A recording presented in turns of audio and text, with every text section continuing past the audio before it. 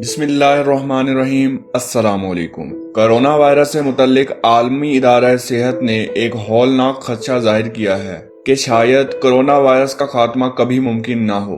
WHO کے ہنگامی حالات کے ڈائریکٹر مائیکل رائن نے کرونا کے بارے میں یہ خدشہ جنیوا میں ایک ورچوئل پریس کانفرنس سے خطاب کرتے ہوئے ظاہر کیا۔ ان کا کہنا تھا کہ دنیا میں 3 لاکھ اموات ہو چکی ہیں اور 43 لاکھ متاثرہ مریض ہیں۔ ڈاکٹر رائن کا کہنا تھا کہ دنیا میں HIV ایڈز کا وائرس ابھی تک ختم نہیں ہوا، مگر ہم نے اس وائرس کا مقابلہ کرنا سیکھ لیا ہے۔ ان کا کہنا تھا کہ کوئی بھی یہ خیال نہیں کر سکتا کہ کووڈ-19 مکمل طور پر ختم کب ہوگا۔ انہوں نے کہا کہ ویکسین کے بغیر انسانوں میں اس کے خلاف قوت مدافعت آنے میں کئی سال لگیں گے۔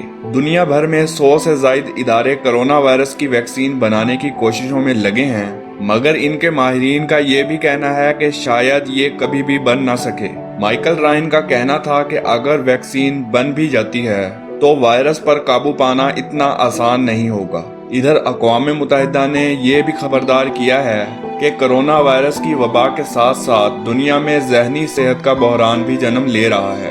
اس وبا کی وجہ سے فرنٹ لائن طبی عملے سے لے کر اپنی نوکریاں کھونے والوں اور اپنے پیاروں سے بچھڑنے کا غم سہنے والوں سے لے کر گھروں میں قید بچوں اور طالب علموں تک سب لوگوں کے لیے ذہنی دباؤ پیدا ہوا ہے۔ جمعرات کو جاری ہونے والے ایک پالیسی بیان میں اقوام متحدہ کا کہنا تھا کہ دنیا کے تمام ممالک کو کورونا کے ساتھ ساتھ اپنے لوگوں کی ذہنی صحت پر بھی توجہ دینے کی ضرورت ہے۔ ان کا مزید کہنا تھا کہ اچھی ذہنی صحت ایک پھلتے پھولتے معاشرے کے لیے انتہائی ضروری ہے۔